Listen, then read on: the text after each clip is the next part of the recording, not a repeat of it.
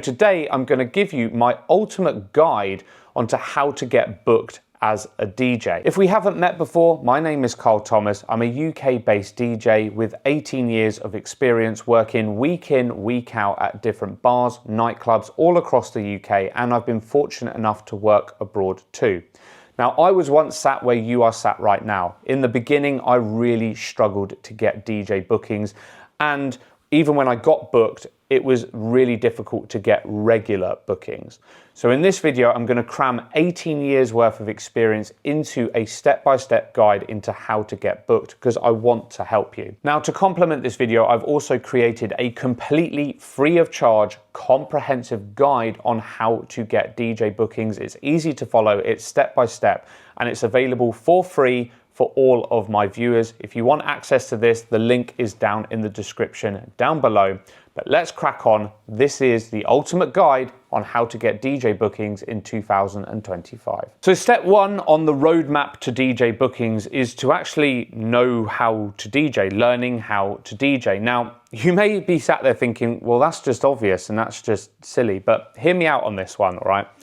I have met so many DJs over the course of my career that have just bought their first set of decks or their first controller, something like this, and they know how to load tracks onto it and they know how to press play. However, they haven't fully mastered what everything does. And within a week, they think they are ready for a DJ gig. Unfortunately, it does not work like that, because when you're put in front of a crowd, you are going to feel immense pressure. So you really do need to spend the time to get to know your DJ equipment, become fully confident in mixing tracks together, okay? And also using this time to build a comprehensive music collection. Now, by me saying you need to learn how to DJ, please don't take that as you need to suddenly learn how to do 4-deck mixing, complex transitions, James Hype style, or anything like that. Please do not worry about that. It is not required in order for you to get DJ bookings. And I'll let you into a secret, I'm not the most technically gifted DJ in the world, and I actually struggle to mix on more than 2 or 3 decks. Some of the biggest DJs in the world, some of the biggest artists that you see on festival stages, they aren't doing anything that complex. But you do need to get confident in the basics, know how the tracks sound, EQing tracks, how records sound mixed together. And I think as well, the good thing to know is how to distinguish between beats, bars, and phrases. So when you're doing your mixes, the mixes make musical sense. If you want to be a really creative and technical DJ, that's absolutely fine. I'm not knocking creativity, but you can build those skills over time after you've mastered the basics and you are getting booked. Step 2 in the roadmap to getting DJ bookings is all around building your brand as a DJ. Now, in 2025, this is largely going to take the form of building some kind of online presence, most likely via social media, or if you're really creative, you can maybe have a website as well. Now, common myth busted for you. You do not need tons and tons of followers on social media in order to get booked as a DJ. Use social media platforms really as a place to build a portfolio and showcase your sound, showcase your work and your style as a DJ. Now, I get it, the world of online can get very overwhelming very quickly, just because the sheer volume of platforms that are available to post on. There's Facebook, there's Instagram, there's TikTok, there's Snapchat, there's YouTube. And then alongside that, as a DJ, you're probably considering SoundCloud and Mixcloud as well. Try not to worry about this and let it overwhelm you, and focus on one or a maximum of 2 platforms at any one time. Do not spread yourself thinly, because you won't see traction on all of them. And also, you don't want to burn yourself out. So if it were me personally, I'd be posting a few mixes onto Mixcloud, just so that you've got somewhere to signpost any inquiries. Oh, you know, we really want to book you, but can you send us a mix? You've got somewhere to signpost people. And also focus on one traditional social media platform. Now, what I would also say is you do not need the most expensive equipment. Just use the cameras in your phone, and also use the native camera app on your phone don't post or film directly in social media apps. And the reason why I say creating content on the native camera apps is so important is because that way you won't get that little watermark that appears in that little corner on your platform. So if you wanted to reuse that piece of content later because you are ready to start up an additional platform, then you won't have that watermark. It looks like the content is fresh and it doesn't look like it has been reused. Couple of other noteworthy tips. Do not worry if your content that you're posting to social media is not the most technical, all right?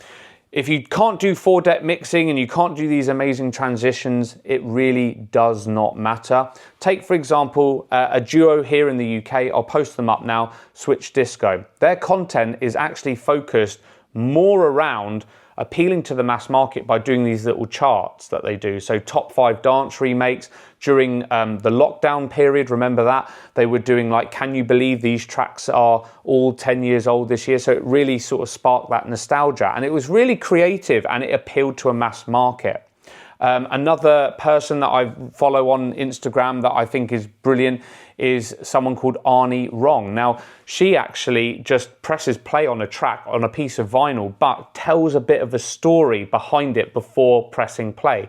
And that's a really creative way to showcase your sound in a different way that is not really technical. So just think of creative things out of the box where you can really showcase your sound and don't worry too much about being technical. And also don't worry if your content is not 100% perfect.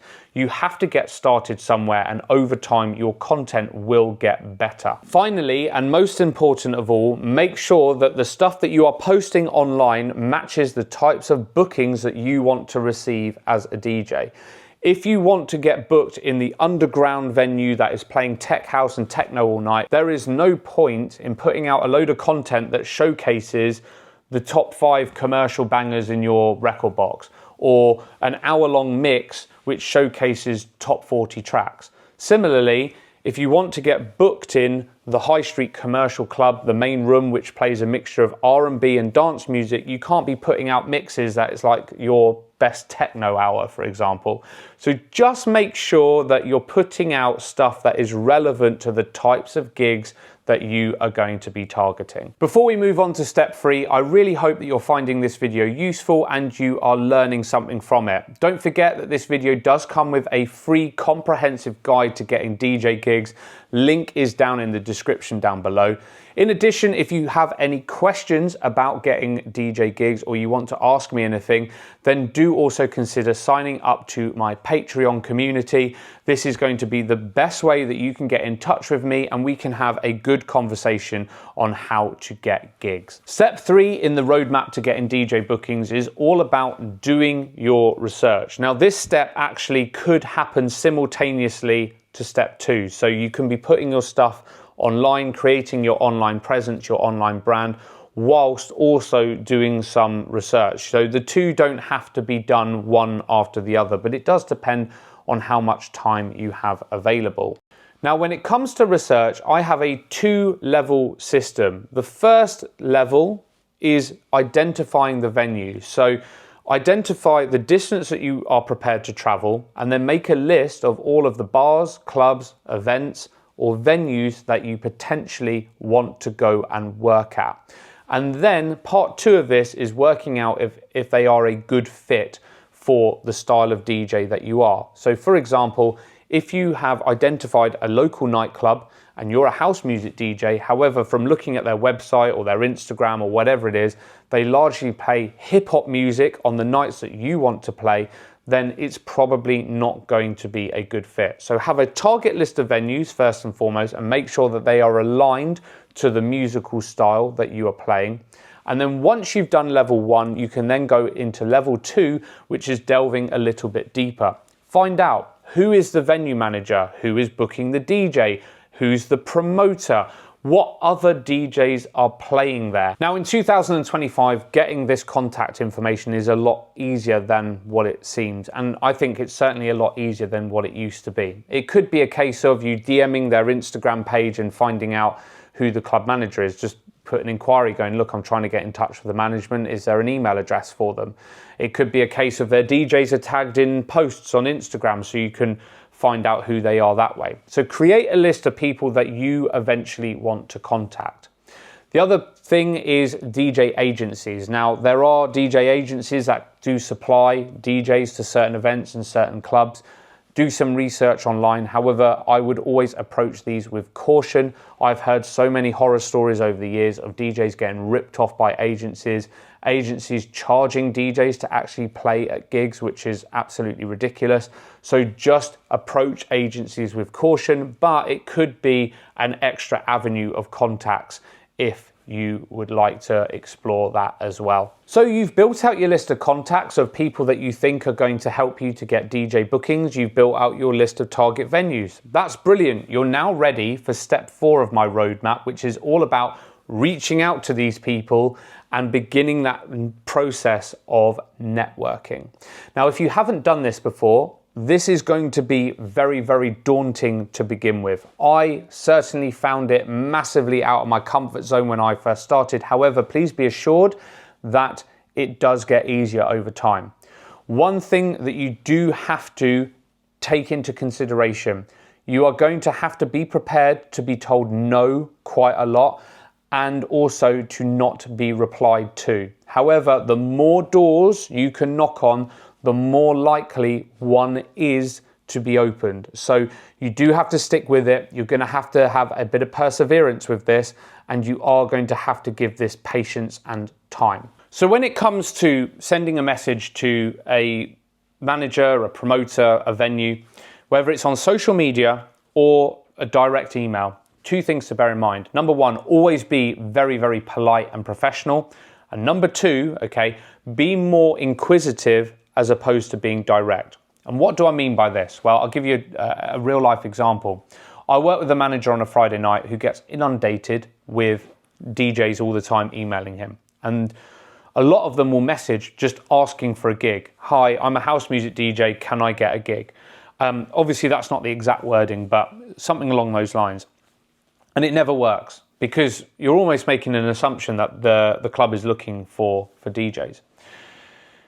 What I would say is ask an open-ended question, inquiring how to get work. This has always been more successful for me. So what I would do, for example, I'm emailing, I'd say, hi, XYZ, hope that you don't mind me emailing you or contacting you directly.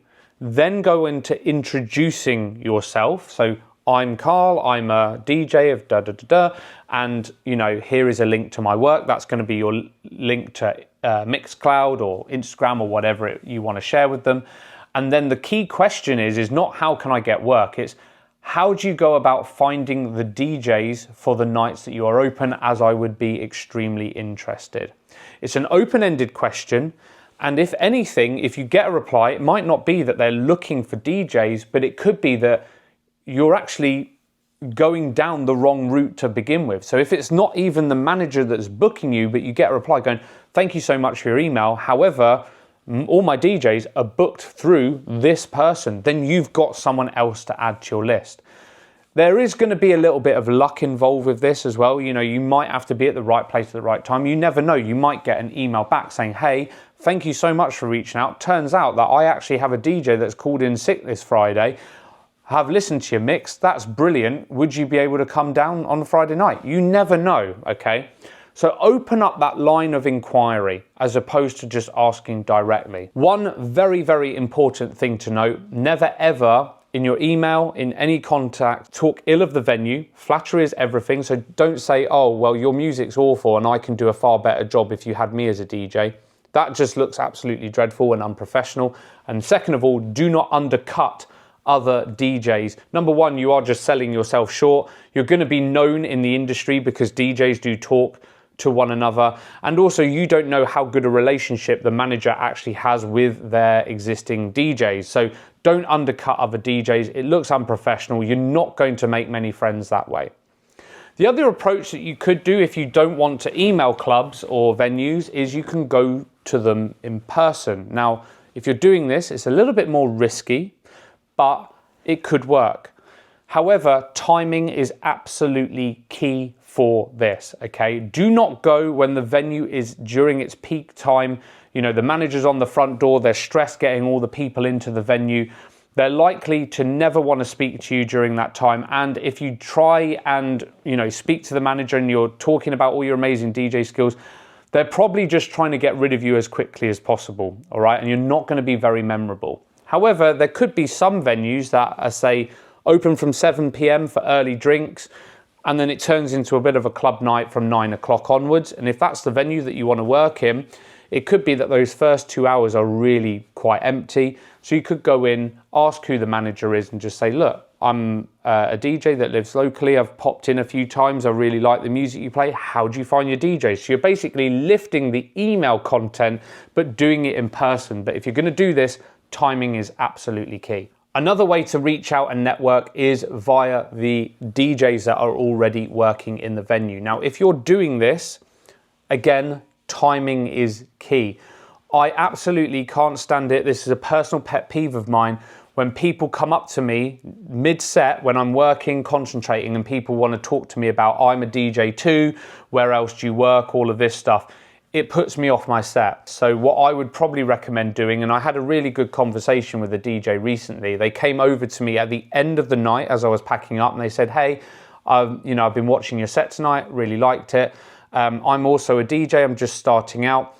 And I really want to get to know a little bit more about how you find work in this venue and, you know, what opportunities there might be. And we connected on Instagram and we've had a little conversation since, which has been brilliant.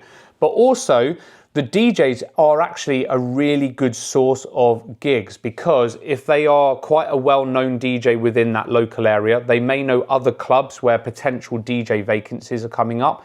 Also, DJs do go on holiday. They have nights off, right? So if you are front of mind and you've proven yourself to a particular DJ, they could actually almost fast track you to the management when they need cover. So it could be, look, I'm going on holiday next week, boss, but I've got a really good person that I think would be suitable to cover me. I've seen them a few times. I've heard their mixes. They're brilliant. And you could get a gig that way. I've actually got quite a few gigs doing that. So networking with other DJs is really, really powerful. If you are starting out and it is your first ever club gig, you never know, that DJ that's the resident may turn up quite late sometimes, so might be looking for a warm-up DJ. So that could be another avenue to explore. I'd actually firmly recommend trying to get warm-up sets via other DJs as a starting point. It could be a good source of gigs further down the line, and you also get to gain some experience before being let loose on a full club night. So you've done some emails, you've reached out to a few different managers, venues, promoters, and you haven't heard back. Well, to be honest, don't worry about that, because I do get this on a regular basis too, even with all of my years of experience. As I mentioned in step 4, resilience and being prepared in terms of being told no, not being replied to, is very much just a part of this industry that we work in, particularly here in the UK. However, if you have that resilience, if you can break through that and don't take it personally, then you are going to have some success, I promise. So, with regards to this then, you've emailed a venue or you've DM'd a venue, what do you do? If you haven't had a reply within 7 to 10 days, send a follow-up. As long as you're keeping as polite as you did in your first email, then that's absolutely fine. You know, just send a very casual note saying, hi, just wondering if you had a chance to review my previous message and just wondering what your thoughts are, or I'm still really interested, so it'd be great to find out how you hire your DJs. Okay, if you don't hear back a second time, then, you know, you can reach out a third time, but what I would do is spread that communication out a little bit. So it could be that the venue or the night or whatever it is you've reached out to is going through a challenging time. So maybe wait 2 or 3 months before you reach out again.